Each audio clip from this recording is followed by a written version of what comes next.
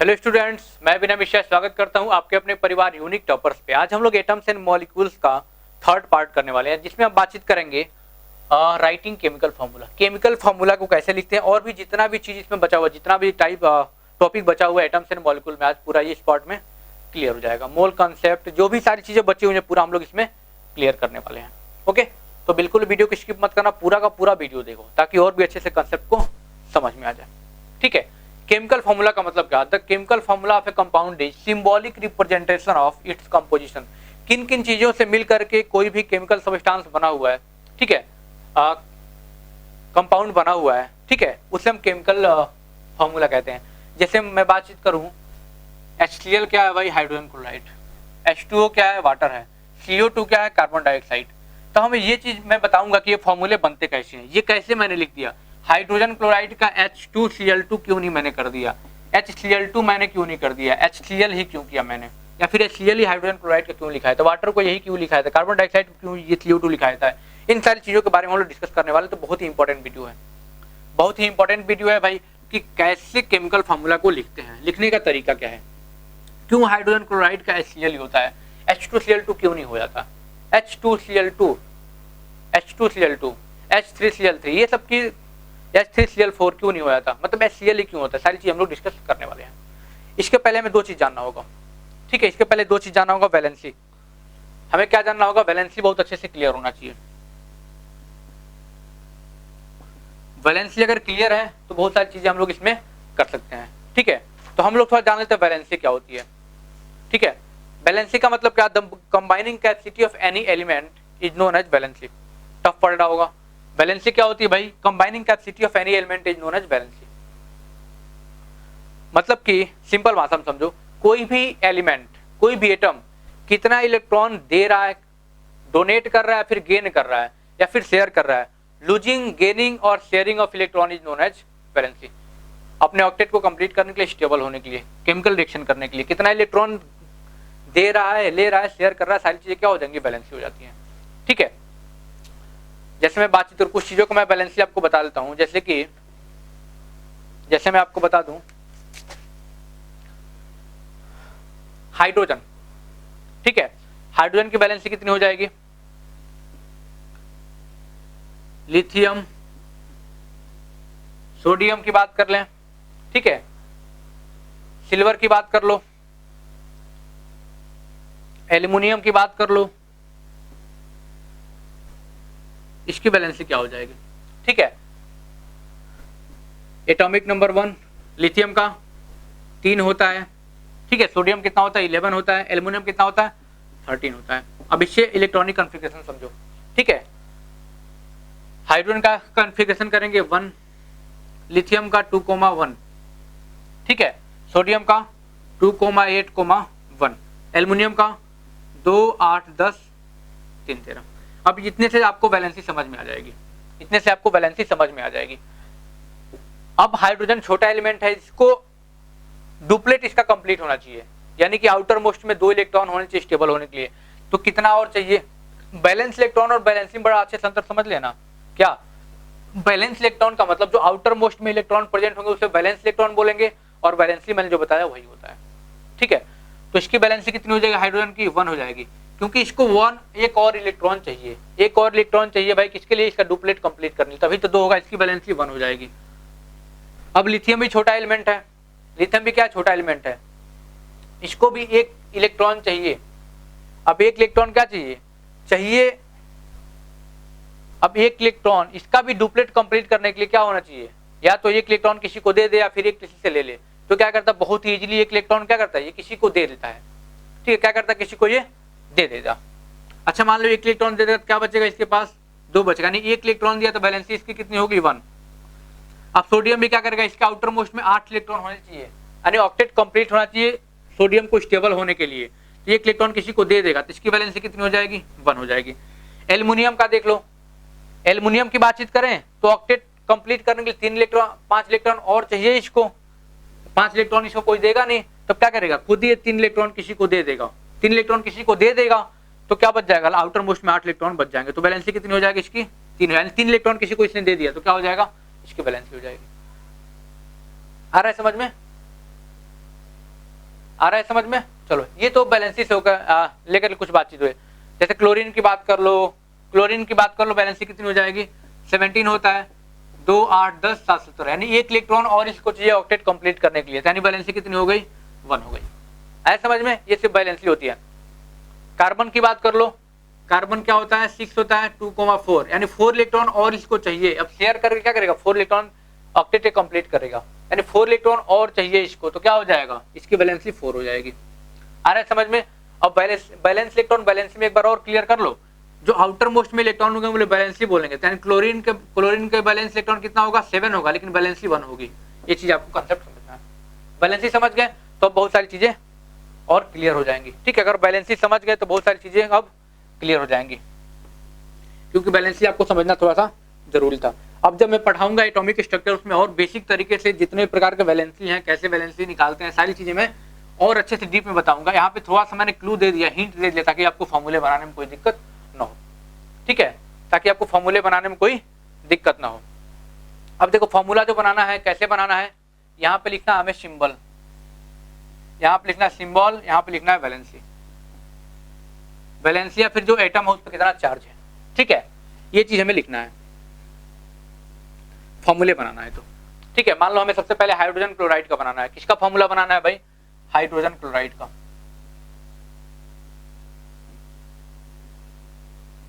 Hydrogen chloride का formula क्या हो जाएगा? हाइड्रोजन और क्लोराइड में कौन कौन है?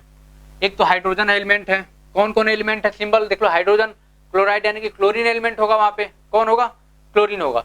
यहाँ पे लिख देंगे हम क्लोरीन।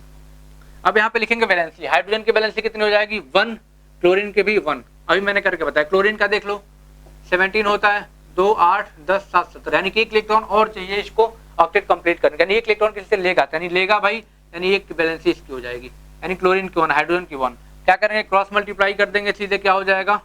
H1Cl1, यानी कि हम डायरेक्टली क्या लिख सकते हैं? HCl लिख सकते हैं। है समझ में? इसलिए हाइड्रोजन क्लोराइड का फॉर्मूला HCl ही होता है। क्लियर हुआ? अब कार्बन टेट्राक्लोराइड को देख लेते हैं। मान लो हमें फॉर्मूला निकालना है किसका? Carbon tetrachloride.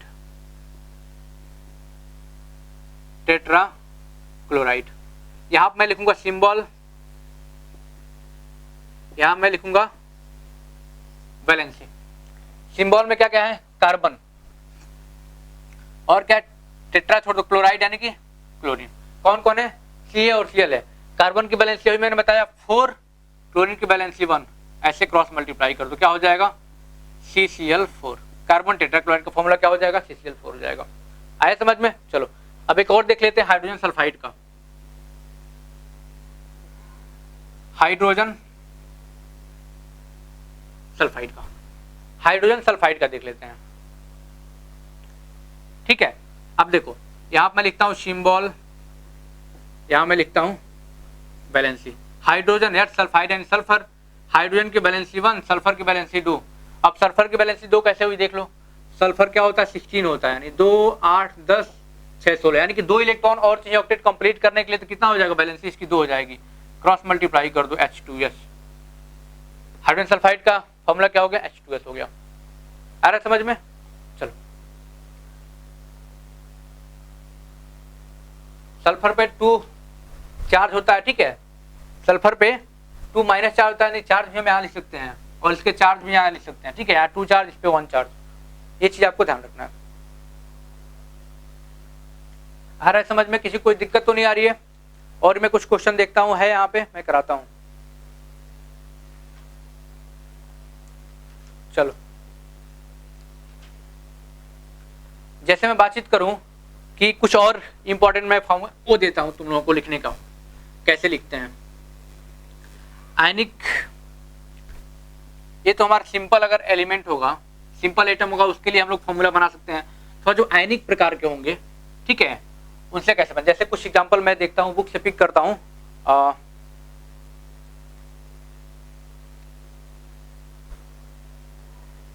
सोडियम, जैसे कि मैग्नीशियम क्लोराइड। ठीक है, मैग्नीशियम क्लोराइड का मैं पिक करता हूं। ठीक है, मैग्नीशियम क्लोराइड का,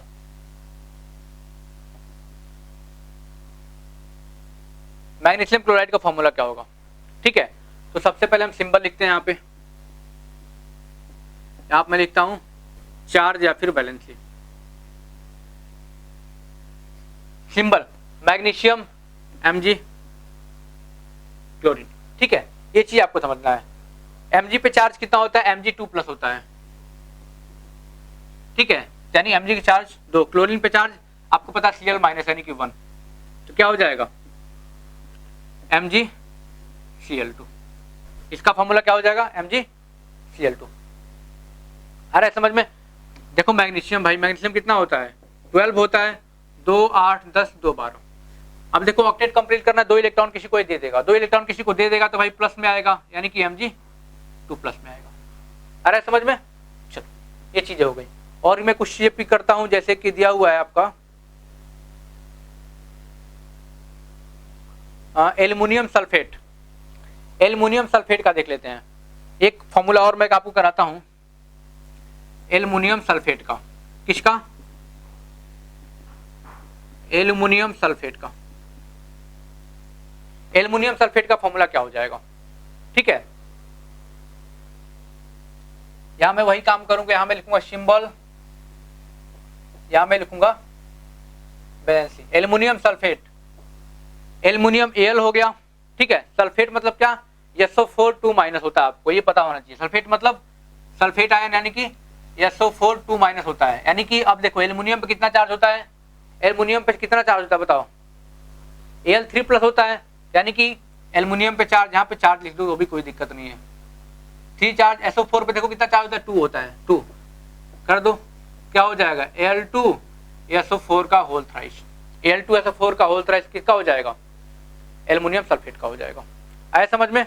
चलो अब ये चीजें हो गई, केमिकल फॉर्मूला तो हम लोग बना लिए, और मैं देखता हूँ क्या इंपॉर्टेंट है आपके लिए, उसके बारे में हम लोग बातचीत कर लेते हैं। एक कॉन्सेप्ट और है जो आपको पढ़ना है, एक concept that is mole concept, ठीक है, बहुत ही इंपॉर्टेंट टॉपिक है, सबसे इंपॉर्टेंट टॉपिक देखा है तो 9th में यही है, और 99% बच्चों को ये समझ में जल्दी नहीं आता, तो बिल्कुल घबराओ नहीं, बहुत बेसिक तरीके से जितना उतना मैं बताऊंगा, बहुत डीप में नहीं जाऊंगा, जितना आपके सिलेबस में उतना बताऊंगा। ज्यादा डीप में जाने का मतलब है कि बच्चे इसमें कंफ्यूजन में पड़ जाएंगे, ठीक है। तो हम लोग बातचीत कर लेते हैं मोल कॉन्सेप्ट को लेकर के, और मोल कॉन्सेप्ट से कुछ मैं न्यूमेरिकल भी करवा दूंगा आपको, ठीक है, क्योंकि आपके एग्जाम में पूछे जाते हैं मोल कॉन्सेप्ट, ठीक है। अब बातचीत कर लेते हैं मोल कॉन्सेप्ट का होता है। जैसे कि ये मेरा मार्कर है, ठीक है, इसको मैं मेजर करना है, इसकी एक यूनिट होगी लेंथ, सॉरी मीटर इसके लेंथ को मेजर करना है तो यूनिट क्या होगी मीटर, ऐसा यूनिट की बात करें तो। अब देखो उसी प्रकार क्या होता है ना कि मोल एक प्रकार का यूनिट होता है जो केमिस्ट्री में यूज करते हैं अमाउंट ऑफ सब्सटेंस को क्या करने के लिए, मेजर करने के लिए, ठीक है। अमाउंट ऑफ सब्सटेंस कि कितना सब्सटेंस हमने अमाउंट लिया है, केमिकल सब्सटेंस लिया है, वो किससे हम लोग डिनोट करेंगे, मोल से। कितना मोल हमने लिया, आपने सुना होगा कि ए रिएक्शन करवाया तो इतना मोल ये केमिकल लिया, उतना मोल ये केमिकल लिया, तो कहने की एक प्रकार का यूनिट है, unit of amount of substance का क्या है, एक प्रकार का यूनिट है मेजरमेंट का, किसका, मेजरमेंट करने किसका, यूनिट ऑफ सब्सटेंस, यानी तो अमाउंट ऑफ सब्सटेंस, ठीक है। मोल कुछ नहीं है, मोल एक सिंपल सा नंबर है। मोल क्या है, देखो मोल कंसेप्ट की बात करें तो mole is simply a number, mole is a number, mole एक प्रकार का नंबर और कुछ नहीं है। जैसे मैं बातचीत करूं, एग्जांपल समझो, जैसे मैं 1 पेयर की बात करूं, आपको पता है 1 पेयर में 2 यूनिट होते हैं, यानी कि एक पेयर में कहते हैं एक पेयर ये दे दो, यानी कि 2 सामान दे, 2 सामान कहते एक पेयर हमें पेन दे दो भाई, यानी एक पेयर का मतलब 2 पेन दे दो हमें, ठीक है। एक पेयर जूते, यानी एक जोड़ी जूते का मतलब 2 जूते, एक जोड़ी एक पेयर चप्पल का मतलब कि 2 चप्पल, ठीक है, स्लीपर। अब जैसे कि बात करूं कि 1 डजन, समझना मैं क्या समझाना चाहता हूं, 1 डजन बराबर क्या होता है 12 पार्टिकल या फिर 12 यूनिट, आए समझ में। 1 डजन बराबर 12 पार्टिकल, एक पेयर बराबर 2 यूनिट। उसी प्रकार 1 मोल बराबर होता है, उसी प्रकार 1 मोल बराबर होता है 6.022 इंटू 10⁻23 पार्टिकल। क्या समझ में आया कि मोल एक प्रकार का नंबर है। मोल क्या है, एक सिंपली एक नंबर है, ठीक है, एक नंबर है जिसमें 1 मोल में इतने नंबर्स होते हैं, बस समझना है क्या है। मोल एक प्रकार का नंबर है जिसमें 1 मोल में इतने पार्टिकल्स होते हैं, ठीक है। जैसे कि एक पेयर में 2 जूते होते हैं, 1 डजन में 12 पार्टिकल होते हैं, उसी प्रकार 1 मोल में इतने पार्टिकल होते हैं। कितने होते हैं? 6.022 इंटू 10⁻23 पार्टिकल्स। आप समझो इसका मतलब क्या। जैसे मैं बताऊं, अगर मैं बोलूं 1 मोल पेन, 1 मोल पेन का मतलब क्या? इतना पेन मेरे पास है, 022 इंटू 10⁻23, यानी 1 मोल पेन मैं बोलूं तो क्या इतने पेन मेरे पास होंगे। अगर मैं बोलूं 1 मोल कॉपी तो कितना होगा? इतने मेरे पास कॉपीज होंगे। आ रहा है समझ में? मोल कुछ नहीं, सिंपली एक नंबर है और 1 मोल में इतने नंबर होते हैं। जैसे मैं बोलूं 1 मोल पेन है मेरे पास फिलहाल में 1 मोल पेन है, इसका मतलब क्या? मेरे पास पेन की दुकान होगी भाई, क्योंकि 1 मोल में इतने नंबर होते हैं। सोचो 10⁻23 है, प्लस में है माइनस में नहीं है, प्लस में। सोचो कितना बड़ा नंबर होगा, यानी इतने पेन मेरे पास है। अगर मैं बोलूं 1 मोल कॉपी है मेरे पास, यानी इतना है। अगर मैं बोलूं 1 मोल पैसा है, 1 मोल डॉलर है मेरे पास, डॉलर, यानी क्या? इतने डॉलर है मेरे पास। सोचो कितना डॉलर हो जाएगा, बहुत ज्यादा, करोड़पति बन जाएगा भाई, सोच लो। समझ में आ रहा है? यानी कि बहुत बड़ा ये नंबर है, और इसका मतलब क्या? जितना भी बोलो उतने से ये क्या मल्टीप्लाई कर देगा, यानी कि 1 मोल पेन मतलब इतना पेन, 1 मोल कॉपी बराबर इतना कॉपी। ये चीज समझ में आ रही है? और हम लोग जब रिएक्शन करवाते हैं तो केमिकल सब्सटेंस जो हम लोग लेते हैं, कभी कभी 1 मोल लेते हैं, 2 मोल लेते हैं, 3 मोल लेते हैं। अब इसको जब कैलकुलेट करोगे ना तो इतना ये बड़ा नंबर जाएगा, इतना बड़ा नंबर जाएगा, तुम्हारी हालत खराब। 3 जीरो यहाँ से कम कर दोगे, 3 पावर यानी कि 6 पे क्या करो, हाँ 622 और उसके बाद क्या लगा दो? 20 जीरो लगा दो, उसके उतना नंबर जो आएगा वही हमारे 1 मोल होगा। और हम लोग क्या करते हैं कि लैब में जाकर, कभी आप लोग बताना प्रैक्टिकल करते हैं कि नहीं करते हैं? करते होंगे, जानते होंगे, या फिर आगे जाएंगे करेंगे, जानेंगे कि 1-1 मोल, 2 मोल, 3 मोल, 4 मोल, 10-10 मोल लेकर के हम लोग क्या करते हैं? प्रैक्टिकल करते हैं। सोचो अब इससे क्लियर लग रहा होगा कि ये एटम्स कितने छोटे होते हैं कि 10-10 मोल लेकर के छोटे छोटे टेस्ट ट्यूब में हम लोग रिएक्शन करवा देते हैं। सोचो कितने छोटे एटम्स होते होंगे। ठीक है, ये चीज समझ में आ रही है? अब देखो एटम्स इतने छोटे होते हैं, अब मैंने बताया भी था, ठीक है, एटम्स इतने छोटे होते हैं कि उनके एटम्स को, उनके पार्टिकल को काउंट करना बड़ा मुश्किल हो जाता है। मान लो मैं ये मैं लेता हूं, ये मेरे पास आंवला का तेल है, ठीक है, ये मेरे पास आंवला का तेल है, आंवला हेयर ऑयल लिखा हुआ है, करीना कपूर है इस पे ठीक है। तो ये बताओ इसमें कितने मोल्स होंगे? मैं बोलूं इसके पार्टिकल को काउंट करके बताओ कितने पार्टिकल्स होंगे, तो काउंट करना मुश्किल है, बहुत मुश्किल है। इसलिए सबको आसान करने के लिए, क्योंकि छोटे छोटे पार्टिकल को हम काउंट कर नहीं सकते, उसी को काउंट करने के लिए एक स्टैंडर्ड यूनिट बनाएगा, वही मोल है हमारा, वही क्या हमारा, वही मोल है। इसी से हम लोग क्या करते हैं? काउंट करते हैं पार्टिकल को, ठीक है। इसी से एक यूनिट हो गया एक प्रकार से अमाउंट ऑफ सब्सटेंस को मेजर करने का। अब जो ये नंबर दिया था अवोगाद्रो ने दिया था, किसने दिया था भाई? अवोगाद्रो ने, अवोगाद्रो ने दिया था। इसलिए हम क्या बोलते हैं इसे? अवोगाद्रो नंबर, एन से डिनोट करते हैं। क्या बोलते हैं इसे? अवोगाद्रो नंबर बोलते हैं, अवोगाद्रो नंबर बोलते हैं। 6.022 × 10⁻23 आए समझ में? अब एक एटम इतने छोटे होते हैं ना कि उनको काउंट करना बड़ा मुश्किल हो जाता है, इसलिए क्या किया गया? मोल कंसेप्ट को समझा गया। अब देखो एटॉमिक मास और मॉलिक्यूलर मास, मोल के साथ क्या रिलेशन लगता है उसको हम लोग जान लेते हैं। मोल कंसेप्ट और अच्छे से क्लियर हो जाएगा जब मैं ये चीजें आपको बता दूंगा। अभी तो मैं बेसिक चीजें बता रहा था, जब मैं आपको ये चीजें बता दूंगा कि एटॉमिक मास और मॉलिक्यूलर मास से मोल्स कैसे रिलेट करता है, तो आपको सारी चीजें क्लियर हो जाएंगी। बहुत आसान करने के लिए मोल का कंसेप्ट लाया गया, क्योंकि भाई एटम इतने छोटे हम काउंट करते ही रह जाएंगे, इसलिए मोल में काउंट कर लेंगे फटाक से। 1 मोल में इतने पार्टिकल हो गए तो जल्दी से काउंट कर लेंगे, है कि नहीं? तो एटॉमिक मास और मॉलिक्यूलर का मास का क्या रिलेशन है मोल्स के साथ, इसको हम लोग जान लेते हैं, ठीक है। एक एक बेसिक चीज बताऊंगा, समझ में आ जाएगा, और न्यूमेरिकल भी लास्ट में करवाऊंगा। जैसे हाइड्रोजन की बात करें, हाइड्रोजन की बात करें, एटॉमिक नंबर कितना होता है? 1 होता है। एटॉमिक मास कितना होता है? 1 होता है। ये हमारा हाइड्रोजन है, ठीक है। तो एटॉमिक मास इसका कितना हो जाएगा बताओ? 1 ग्राम, यानी कि 1 ग्राम ऑफ हाइड्रोजन, हाइड्रोजन का एटॉमिक मास कितना हो? तो 1 ग्राम, यानी हम कह सकते हैं 1 ग्राम ऑफ हाइड्रोजन में कितने मोल्स होंगे? 1 मोल ऑफ हाइड्रोजन होंगे, 1 मोल ऑफ हाइड्रोजन। ये चीज समझ में आ रही है कैसे एटॉमिक मास मॉलिक्यूलर मास मोल से कैसे रिलेट करता है, ताकि हमारा कैलकुलेशन इजी हो जाए। अब देखो एक हाइड्रोजन है यहाँ पे, हमारा हाइड्रोजन का एटॉमिक मास कितना होता है? 1 होता है, यानी 1 ग्राम ऑफ हाइड्रोजन में 1 ग्राम मोल होगा, 1 मोल ऑफ हाइड्रोजन होगा, यानी कि जितना ग्राम होगा उतने ग्राम में 1 मोल होगा। जितना ग्राम उसका एटॉमिक मास होगा उतने ग्राम में 1 मोल होगा। और भी क्लियर हो जाएगा, जैसे मैं कार्बन की बात करूं, एटॉमिक मास कितना होता है 12, यानी कि 12 gram of carbon is equal to, यानी कि 12 ग्राम ऑफ कार्बन में 1 मोल ऑफ कार्बन होगा। कितना होगा? 1 मोल ऑफ कार्बन होगा। इसका मतलब क्या होगा, समझ में आ रहा है कि 12 ग्राम कार्बन में 1 मोल ऑफ कार्बन होगा। ठीक है, ये कैसे रिलेट करना है ये चीज समझना है, ये कैलकुलेशन इजी करने के लिए किया गया था। जैसे ऑक्सीजन की बात करें और अच्छे से क्लियर हो जाएगा, तो एटॉमिक मास कितना होता है 16, यानी 16 ग्राम ऑफ ऑक्सीजन में कितने होंगे, 16 ग्राम ऑफ ऑक्सीजन में होंगे 1 मोल ऑफ ऑक्सीजन। कितना होंगे? 1 मोल ऑफ ऑक्सीजन। क्लियर हो रहा है? ये मैं केवल रिलेशन बता रहा हूं कि एटॉमिक मास और मॉलिक्यूलर मास में मोल से कैसा रिलेशन है, यानी कि 1 ग्राम ऑफ हाइड्रोजन में इतने मोल्स, 1 मोल ऑफ हाइड्रोजन होंगे। यानी कि क्या बताया, मैं बार बार बता रहा हूं, जितने ग्राम, जितना एटॉमिक मास होगा उतने ग्राम में 1 मोल होगा, उतने ग्राम में 1 मोल होगा। ये चीज आपको बहुत अच्छे से समझना है। जैसे मैं O2 की बात कर लेता हूं, यहाँ पे O2 की बात कर लेता हूं, ठीक है। तो O2 मतलब 1 का क्या 16, तो 2 का कितना हो जाएगा 32, यानी कि 32 ग्राम में 32 gram of O2, 32 gram of O2 में कितना होंगे 1 मोल होंगे, 1 मोल ऑफ O2। आ रहा है समझ में कि इतने ग्राम ऑफ ऑक्सीजन में 1 मोल ऑफ O2 होगा।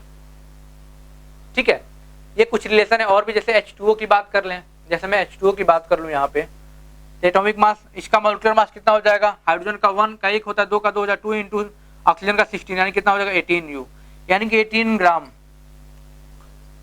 ग्राम ऑफ H2O में कितने मोल्स होंगे 1 मोल ऑफ H2O। ये कुछ रिलेशंस हैं, ये बहुत अच्छे से आपको समझना है। ठीक है, 18 ग्राम ऑफ H2O में 1 मोल ऑफ H2O होंगे, ये चीज आपको समझना है। ये रहा हमारा मोल। अब देखो हम लोग बातचीत कर लेते हैं, क्या न्यूमेरिकल। सिर्फ 2 फॉर्मूले बताऊंगा, इससे पूरा न्यूमेरिकल आपका क्लियर हो जाएगा। जितने भी न्यूमेरिकल पूछे जाते हैं सिर्फ 2 फॉर्मूले से आप लोग बना सकते हैं, क्लास 9 के हिसाब से बताऊं तो, आगे की बात नहीं कर रहा हूं मैं। 2 फॉर्मूले आपको बताऊंगा और 2 न्यूमेरिकल करवा दूंगा, आपको सारी चीजें क्लियर हो जाएंगे। ठीक है, 2 फॉर्मूले क्या, या तो नंबर ऑफ मोल्स निकालना होगा, क्या निकालना होगा, पहला नंबर ऑफ मोल्स जिसे हम स्मॉल n से डिनोट करेंगे। ठीक है, उसको निकालना, कैसे निकालेंगे, given mass upon molar mass, given mass upon molar mass, molecular mass. ठीक है, इससे हम निकालेंगे। एक फॉर्मूला ये हुआ। दूसरा फॉर्मूला, अगर नंबर ऑफ एटम्स या मॉलिक्यूल निकालना हो, क्या निकालना हो, नंबर ऑफ एटम्स या मॉलिक्यूल्स निकालना है। पहला फॉर्मूला तो नंबर ऑफ मोल्स निकालना, गिवन मास अपन मोलर मास। दूसरा क्या निकालना, नंबर ऑफ एटम्स या मॉलिक्यूल निकालना है, क्या निकालना है, number of moles into Avogadro number. ये चीज आपको याद रखना है, यानी कि हम कह सकते हैं क्या, n इंटू Na। 2 चीज अगर याद रखते हैं आप तो कोई दिक्कत आपको नहीं आएगी। n का मतलब क्या, नंबर ऑफ मोल्स का मतलब given mass upon molar mass into Avogadro number कितना होता है 0.22 इंटू 10 टू द पावर 23। फटाक से देख लो, यही फॉर्मूले हैं, ये 2 फॉर्मूले हैं। इन 2 फॉर्मूले से हम लोग क्या कर लेंगे, निकाल लेंगे। सिर्फ इन 2 फॉर्मूले का यूज करके हम लोग क्या कर लेंगे, पूरा निकाल लेंगे। आ रहा है समझ में? जैसे मैं क्वेश्चन करा दूं, calculate number of atoms in 4, ये क्वेश्चन है, कैलकुलेट नंबर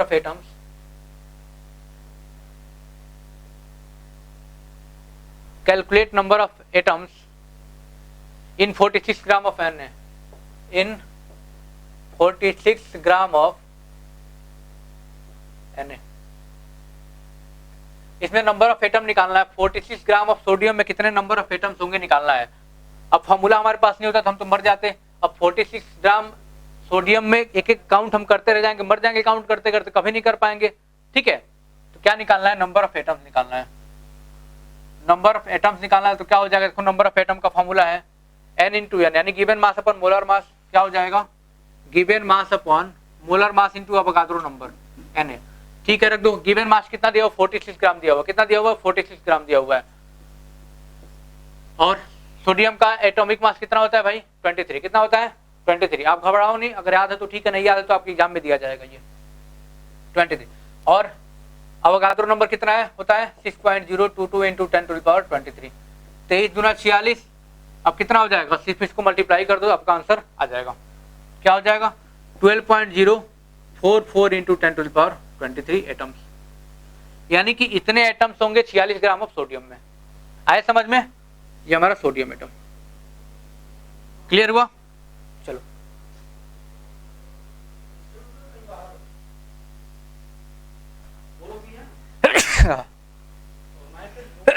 सॉरी,